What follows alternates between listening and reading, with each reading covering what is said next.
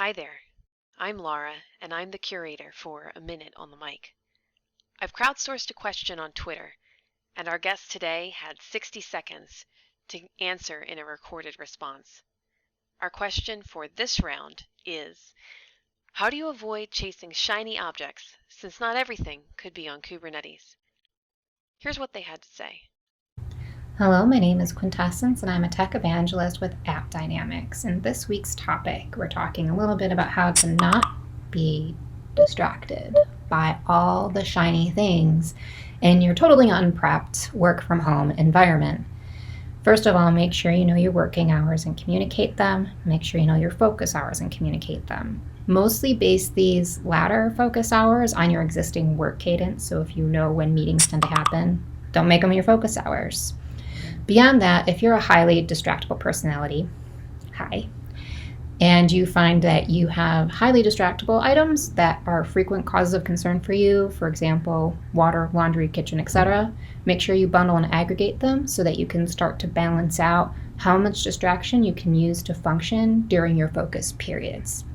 And once you have that straightened out, you should have an easier time working from home for the next few weeks.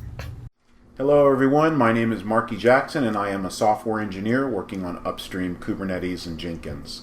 Number one, start each day with a plan. Know what you want to accomplish for that day. Number two, set goals. Start with the easy goals first so you can build momentum to the larger ones.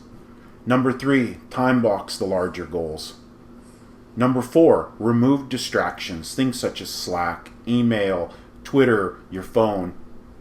Number five, be kind to yourself. Allow yourself to fail. Tools that I use to accomplish this are a tomato timer, a habit tracker, and the Reminder app by Apple. I hope everybody enjoyed this. Thank you very much. Have a good day. So how do I avoid chasing shiny objects? I would say I try and constructively chase shiny objects. We all get the urge to play with new cool things.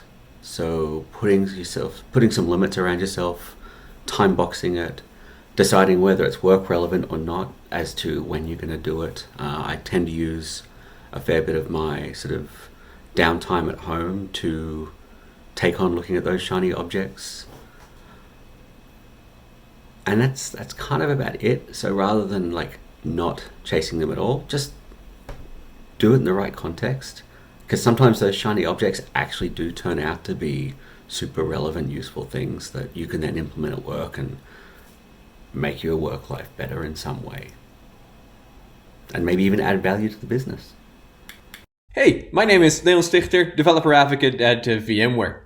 So to me, that whole shiny object thing is very similar to the cargo cult. And when I was at JFrog, we did an incredible talk on that, where the cargo cult essentially talks about getting a bunch of awesome goods as long as you do the same thing that other people do. So like when you go to a conference and listen to the Netflix, the Googles, even the VMwares of this world about how awesome technology has transformed their business, then that doesn't mean that you should totally go do that as well. The thing that's going to help your business is absolutely the product that you should choose. If that is just simply using Go with no other framework, if that is simply using the most common tools that exist out there, that is absolutely fine.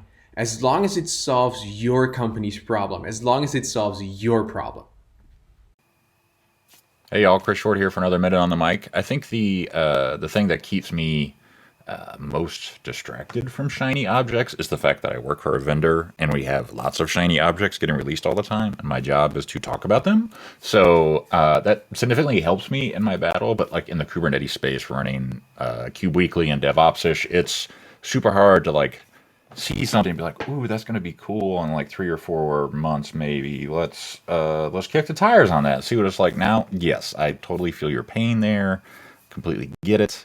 It is not hard to actually just say, no, I have higher priorities right now, and then move on from there.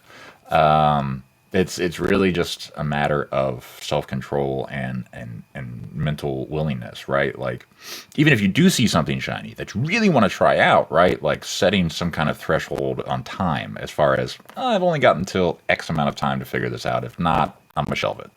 That's the best advice I can give you. Thanks for listening to A Minute on the Mic. If you want to post a question or vote on the next round, keep an eye on Twitter for hashtag #AMinuteOnTheMic. You can also view the archives at aminuteonthemic.com. Before you go, remember, you've got questions, they've got answers. Have a great day and keep safe out there.